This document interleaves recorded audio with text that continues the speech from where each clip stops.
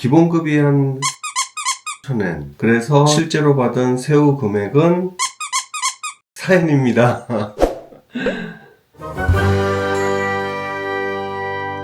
자, 레디, 액션! 네, 안녕하세요. 우리 둘입니다. 이거 여행천에서 하는 거잖아. 그러게. 어. 자, 여튼. 네, 얼마 전에 일본에서 사회생활을 할 때 가장 궁금한 점을 좀 설문조사를 했는데요. 자료 내려왔어? 자료 쭉 뿅. 뭐였지? 여튼 이 5가지 중에서 1위만 하려고 했는데요. 사실 이 내용들이 다 연관되어 있는 것 같아갖고 오늘은 5가지 다 네, 콜. 오케이. 근데 하다 보니까 이게 지극히 우리가 개인적이고 주관적으로 경험한 얘기들이잖아. 그러니까 일단 그런 점을 감안해서 들어주셨으면 네, 좋겠다라는 거. 그래서 좀 매끄러운 진행에서 저의 간단한 프로필과 좀 망설여졌지만 급여 명세서를 공개하도록 하겠습니다. 네, 저는 한국에서 대학을 졸업하고 10년 동안 한국 회사에서 근무를 한 것 같습니다.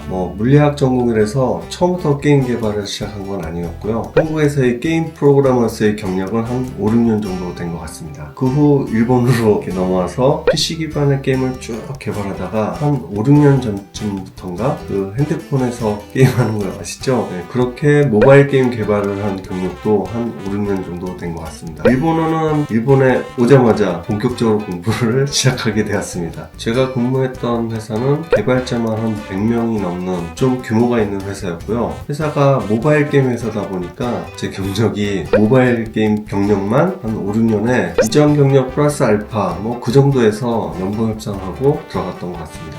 그래서 우리님은 급여로 얼마를 타셨습니까? 네, 급여 명세서를 공개하면 기본급이 한 31만 3천엔 정도. 그리고 회사가 게임 개발 회사다 보니까 잔업이 항상 생기거든요. 근데 일본 회사들이 여러 가지 패턴이 있는데 제가 근무했던 회사의 잔업수당 패턴은 일단 고정 잔업수당을 잔업을 하던 안 하던 책정해서 줍니다. 그래서 그 고정 잔업수당이 한 10만엔 정도. 그렇다는 건 잔업을 꼭 해야 된다는 건가? 하지만 안 해도 줍니다. 안 하는 게 낫겠죠? 만약에 회사에서 정한 잔업수당 이상으로 하게 되면 그 금액은 또 포함해서 줍니다. 이 회사에서는 가족수당이 나오는데요. 1인당 5,000원씩 3명분을 받았습니다. 그리고 이 이외에도 식대나 교통비 이런 게 있을 텐데요. 이 회사에서는 식대가 전혀 없었고요. 교통비는 실거리를 회사에다가 신청하면 그 거리만큼 정기권대를 지불해 줍니다. 일본은 알바를 하던 정규직이든 계약직이든 상관없이 교통비는 칼같이 꼭 받습니다. 물론 상한가가 존재합니다. 3만엔 또는 5만원 정도가 상한선임 회사가 대부분이고요. 그 외에 특별 보너스 같은 건 없었는데 프로젝트별로 성과급, 인센티브라고 하나? 그래서 우리가 했던 프로젝트가 아주 대박이 났다 그러면 그 프로젝트에 참여했던 사람들한테 기여도에 따라서 인센티브를 준다고는 했는데 아쉽게도 저희 프로젝트가 대박이 나지 않아서 인센티브는 못 받았습니다. 이렇게 해서 받은 세전 금액이 41만 1,000엔 정도 되네요. 자, 여기서부터 무지막지한 세금이 빠져나가는데요. 첫 번째로 건강보험. 저번 영상에서도 일부 공개를 했었는데요. 먼저 의료보험비는 21,714엔. 참 많이 내죠. 개호보험. 일본에서는 이 개호보험이라는 게 있는데 고령화 시대를 맞이해서 그 고령화된 분들을 간호 서비스를 해준다든지 병문안을 해준다든지 그런 걸 국가에서 해주기 때문에 만 40세 이상인 사람들은 무조건 갖게 되는 보험비입니다. 이게 결국 제가 늙어서도 혜택을 받을 수 있는 거기 때문에 매달 급여에서 빠져나가고요. 그 다음은 후생연금. 이게 국민연금입니다. 국민연금으로 4만원. 이거는 한국이나 일본이나 참 제일 많이 떼가고 이게 강제적으로 떼가는 거라서 이 연금이 한국과 마찬가지로 65세부터 탈 수 있거든요. 제가 일본에서 65세까지 살 수 있을지 모르겠는데 아무튼 65세부터 받기 위한 연금을 냈었고요. 그 다음은 고용보험. 이게 제가 이렇게 실업급여를 받을 수 있는 1,295엔을 냈습니다. 이렇게 해서 낸 4대 보험이 총 6만 7천 원 정도 됐고요. 그리고 맨 마지막에 보면 소득세. 이거는 아시죠? 소득이 있으면 세금을 내야 된다는 거. 그래서 7,700엔을 냈고요. 밑에 주민세는 여기 프린터 돼 있는 걸로 봤을 때는 24,600엔을 냈고요. 이게 아마 도쿄에 살았을 때 냈던 주민세입니다. 정말 무지막지하죠. 사이타마로 이사하고 나서는 한 9,000원 미만으로 냈던 것 같아요. 그래서 총 지출이 99,516엔. 그래서 실제로 받은 세후 금액은 335,284엔입니다. 이 정도 금액으로 생활을 해 나가는데요. 이렇게 여유롭지는 않지. 그렇지 뭐 거기서 집 대출 한 3분의 1 정도 나가고 애들 교육비랑 집에 뭐 공과금으로 합해서 한 3분의 1 이상 나가고 적금까지 든 건 힘들지. 아직 애들 키우는 동안은 저축까지는 힘들어도 가끔 한 달에 외식 한두 번 하고 여유롭지는 않지만 그래도 생활할 수 있을 정도인 것 같아. 그래서 제가 불의의 유튜브를 적극 지지하고 있습니다. 우리들이 브이로그. 설문조사 1위가 뭐였지? 일본 회사에서 일하면서 가장 힘들었던 점. 그건 역시 일본어지. 네, 일본어는 뭐 아무리 공부를 열심히 했다 하더라도 역시 원어민 수준은 비길 바가 안 되니까 제일 힘들었던 점이 일본어고요. 간단한 메신저나 직원들끼리 커뮤니케이션 하는 거는 뭐 전혀 문제가 안 되는데 직업 특성상 뭐 코드 리뷰 아시죠? 자기가 구현한 코드를 팀원이나 뭐 팀장들한테 설명할 것들이 있는데 그런 코드 리뷰를 설명할 때 아무래도 내 표현력에 한계가 있으니까 뭐 제가 아무리 미적분을 잘한다 하더라도 그 미적분을 한국어로 설명하는 거랑 일본어로 설명하는 거랑 전혀 틀리잖아요. 그래서 제가 아무래도 그런 디테일하고 표현력이 좀 필요한 부분은 제일 어려웠던 것 같아요. 그러면 오빠는 뭐 어떻게 했어? 뭐 방법 있나? 뭐 필요한 한자 같은 거 미리 써놓다든지 뭐 필요한 발음 기호 같은 거 후리가나 위에다 이렇게 써놓다든지 그렇게 실전과 같이 리뷰 준비를 했던 것 같아. 너는? 나 우리 예전에 회사에서 아침마다 팀원들끼리 한 사람씩 돌아가면서 1분 스피치 같은 거 했잖아. 근데 이게 자유주제잖아. 자유주제다 보니까 오히려 나는 그게 더 힘들더라고. 왜냐면 아무래도 1분 스피치 같은 경우는 내 감정을 표현해야 되는 일본어가 되게 많잖아. 그래서 나는 처음에는 이게 되게 힘들더라고. 스트레스 쌓였던 기억이 있어. 그치. 궁금해하실 것 같은데 우리 둘이가 함께 한 회사에서 일한 적이 있습니다. 그때 1분 스피치가 있었거든요. 그 다음에 힘들었던 점이 뭐가 있었어? 책임을 지려고 하지 않는다는 점. 우리 그런 경험 있었잖아. 회의를 들어갔는데 회의를 굉장히 오래 했는데 결론이 안 난다는 거. 엄청 길게 했는데 결론은 없어. 왜 그런 거라고 생각해? 이게 아무래도 자기가 책임지기 싫으니까. 왜 책임을 지기 싫어하는 것 같아? 자기가 책임지고 하겠다 했는데 못 해봐. 그럼 그 사람 책임이잖아. 그러니까 우리나라는 좀 회의하다가 좀 누군가 총대를 매는 분위기가 있었잖아. 그치. 지금은 모르겠지만. 사실 나도 그때 총대면 좀 많아. 회의를 끝낼 생각 안 해. 그리고 개발 관련된 거니까 내가 이렇게 하겠다. 그게 한국 스타일이었잖아. 답답하니까. 근데 결국 그 프로젝트가 안 됐을 때 오빠가 책임졌었잖아. 그치. 그 뒤로 오빠도 잘 책임을. 그치. 웬만큼 나도 이제 현지인처럼 수동적으로 이제 받아들여지는 것 같아. 당신이 이거 해라 하면 그래서 책임지려고 하는 사람이 없다 보니까 회의가 굉장히 길어지기만 한 거야. 그 다음에는 또 뭐 있어? 힘들었던 점? 이거랑 좀 비슷한 건데 얘네들은 매뉴얼대로 무조건 해야 된다는 거. 한국어로 치자면 융통성이 없다라는 그치. 느낌? 뭐 이렇게 하면 능률이 좋고 빨리 할 수 있을 것 같은데 이건 매뉴얼이 아니래. 이건 매뉴얼대로 해야 된다는 거. 그게 좀 힘들었던 것 같아. 근데 이게 하다 보니까 매뉴얼대로 해서 좋은 점도 있잖아. 물론 그렇지. 이게 그래도 매뉴얼대로 하니까 일정 관리도 잘 되고 기술백서 같은 그런 문서화도 잘 되는 것 같고 기술력이 점점 유지되는 것 같아. 단점은 개발 기간이 맞아. 그 다음에 인간적으로 힘들었던 점은 없어? 아무래도 업무 끝나고 나서 뭐 한국 같으면 간단히 술 한잔하고 헤어질 수도 있는데 일본에서는 참 그런 게 없었던 것 같아. 물론 뭐 친한 동료끼리는 뭐 술 한잔하고 하는 게 있긴 한데 대부분은 서로 업무가 끝났다 전부 다 개인 생활을 되게 존중해 하는. 심지어 뭐 같이 일한 지 한 3, 4년 된데도 서로 핸드폰 번호를 몰라. 이게 남자 회사 동료일 때만 그런지 모르겠는데 여자의 경우는 어때? 비슷하긴 한데 예전에 일본에 출장 와서 그 일본의 친한 동료들끼리 밤에 나이트도 가고 그랬어?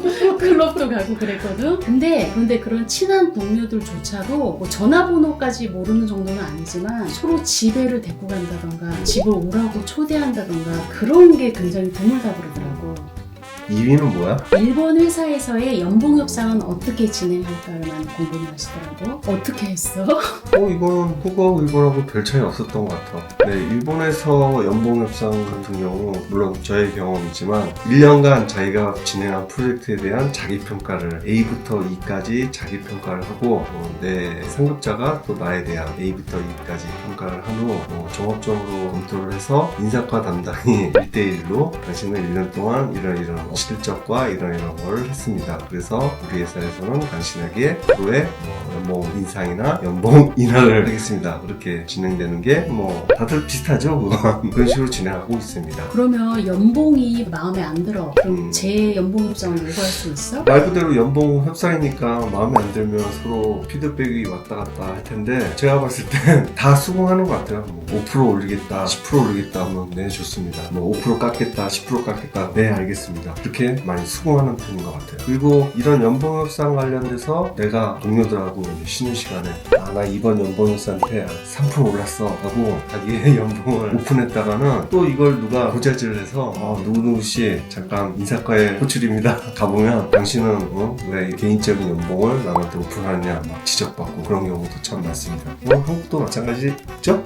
우리는 고자질이라고 생각했잖아.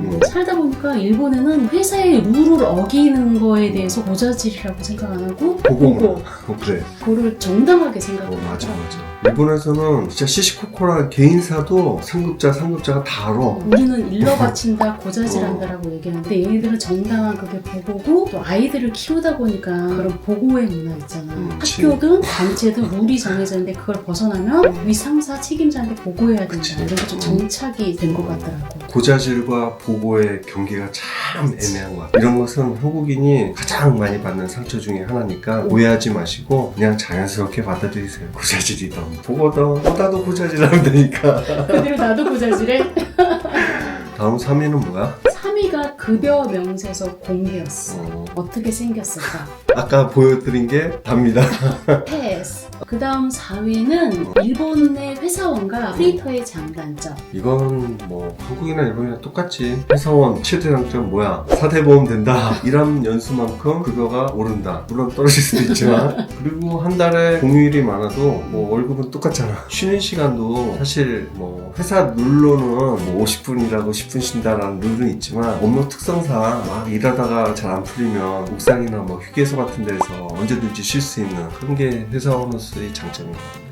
프리터는 자기가 원하는 시간에 맞춰갖고 일을 할 수 있다는 거, 그리고 상급자의 눈치를 안 봐도 된다는 거, 그리고 하루에 일하고 싶은 곳을 두세 군데 해서 더블로 뛸 수 있다는 거, 그리고 회사원의 단점은요 역시 상급자에 대한 스트레스. 자기랑 맞지 않는 상급자가 있으면 평생 가야 되잖아요. 그게 가장 큰 단점이고 그 정도밖에 없지 않나 단점은?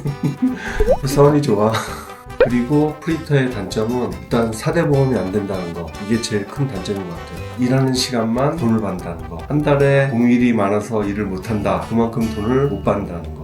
그래서 장기적으로 봤을 때는 회사원이 제일 좋은 것 같아요. 정리하면 일본에서의 회사원과 프리터의 급여 차이는 크지 않습니다. 하지만 장기적으로 봤을 때는 역시 회사를 다니면서 안정적인 생활하는 것이 더 좋을 것 같네요. 또 남았나? 다음은 기타인데 댓글로 몇 가지 질문을 해 오셨거든. 연말의 소득 공제는? 매년 12월에 합니다. 보통 매년 12월에 연말정산 서류를 작성해서 회사에 제출하면 회사에서는 그 다음 연도 1월이나 2월에 환급해 줍니다. 일본에 회식은 있습니까? 있습니다. 물론 회식비는 각자 부담, 일정 비용은 회사가 지원해 줍니다. 다음 워크숍 사내 동호회 회사 송별회 같은 것은 있나요? 물론 있습니다. 한국과 거의 비슷합니다. 신입사원의 복장은? IT 업계에서는 특별히 복장 규정이 없고요. 일본 대기업 같은 경우에는 남녀 검은색 양복에 하얀 와이셔츠, 그리고 검은 가방에 어두운 신발, 그렇게 일률적으로 하는 것 같아요. 그래서 혹시 4월에 일본에 오셨을 때 그런 그룹들이 지나간다 하면 얘네들은 신입사원들이다 라고 생각하면 될 겁니다. 다음, 일본 회사의 취직은 어떻게 합니까? 일본 대학을 졸업해서 직접 이력서를 써서 원하는 회사에 제출해서 하는 방법. 한국의 일본 회사들이 취업박람회를 여는 게 많거든. 그 취업박람회를 통해서 취업하는 거. 일본 회사 취업 에이전트를 통해서 회사에 들어가는 방법. 이 정도가 있는 것 같네요. 다음은? 경영 비자에 대한 질문이네. 이건 경험이 없어서 잘 모르겠습니다. 후생연금은 급여의 몇 프로고 수령액은 얼마? 급여의 한 10% 정도고 65세부터 내 기준으로는 월 9만 원 정도 받는 것 같아. 9만 원? 응. 90만 원? 그렇게 많이 받아? 그러니까 이게 65세까지 아까 말한 4만 원을 쭉 냈을 때 우리 지금 1년 동안 안 내기로 했잖아. 1년뿐만 아니라 앞으로 그렇게 금액을 못 내잖아. 아깝네. 오빠 빨리 취직해야 되겠다. 그치. 다음은 일본 대학생은 3학년부터 취업을 하나요? 보통 3학년 말에 취업이 어느 정도 결정되는 것 같아. 그리고 4학년부터는 그 취업이 결정된 회사에 워크샵이라든지 뭐 연수 같은 거를 받아서 이제 졸업하면 바로 그 회사에 들어가서 내정을 받는 그런 시스템인 것 같아. 다음, 일본은 이민자의 정착이 쉬운 곳인지 또 영주권은 어떻게 받는지. 영주권을 받기 위해서는 일반인들은 10년 이상의 일본 거주가 필요한데 그 10년에는 꼭 5년 이상의 취업 비자를 써야 돼. 그러니까 예를 들어서 유학 비자로 10년 이거 안 되고 그 10년 중에 5년 이상은 꼭 취업 비자로. 왜냐? 세금을 내야 되거든. 그리고 야근 수당과 휴일 수당도 물어보네. 그럼 무조건 있지. 잔업수당에 대한 게 있고, 휴일 수당은 휴일에 나온 날은 무조건 수당을 쳐서 준다는 거. 휴일 수당 꼭 챙기세요. 있습니다. 자, 마지막 블랙 기업. 네, 한국도 마찬가지지만 일본도 블랙 기업 존재합니다. 물론 뭐 지금 생각나는 블랙 기업이 몇 개 있지만 그런 것들은 다 인터넷에서 검색할 수 있는 기업들이니까 나 모르는데. 그런 건 있었어요. 옛날에. 이야라는 데가 블랙 기업으로 한참 떠들어갖고 젊은 알바들을 못 구하는 그런 사태가 좀 있었긴 했으니 지금은 뭐 달라졌겠지. 뭐 또 있어? 질문 끝. 네, 오늘은 일본 회사 생활 또는 뭐 사회생활 하면서 궁금한 점을 설문조사를 통해서 좀 알려드렸는데요. 저희가 뭐 제한적인 경험에서 알려드린 내용이니까 뭐 다른 직종이나 다른 부분에서는 저희들이 말한 것하고는 좀 틀린 내용이 있을 수도 있습니다. 그 점 꼭 양해 부탁드리고요. 이런 경우 말고 이런 경우도 있었다는 거 알고 계신 분들은 댓글을 통해서 모든 사람들한테 공유해 주는 것도 좋겠네요. 네, 오늘은 이것으로 마치겠습니다. 인터뷰 끝. 고생했어. 오늘의 일기. 그래서 회사원이었을 때가 참 좋았다.